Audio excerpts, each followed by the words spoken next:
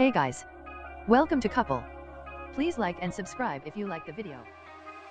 It was a total of 102 words that erased about $1.36 trillion from global stocks this week.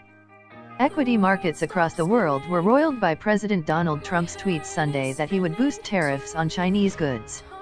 Not only did they spark losses, but volatility came roaring back with a vengeance, with the SPO volatility index rising 50% in 2 days to breach 20 for the first time since January. Risks surrounding U.S.-China trade relations, which were not on investors' radar as late as last week, came flooding back. Markets had been lulled into a state of complacency in recent weeks as confidence grew. The trade discussions were going well, major central banks were dovish, and U.S. corporate earnings were coming in better than expected. The latest shift adds a new dimension of uncertainty to what most market participants were assuming was a done deal, said Eleanor Craig, Sydney-based Australia market strategist at Saxo Capital Markets. Something shifted over the weekend, and it could be wishful thinking to keep drinking from the glass half full.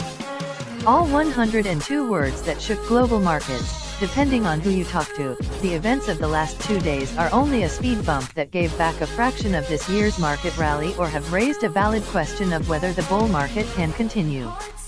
Carrie Craig, a global market strategist at JP Morgan Asset Management, still believes a trade deal can be reached, but it could take longer than expected. The pullback in markets was due given how hard global equities had rallied, and investors may have been looking for an excuse to take some profits, he said.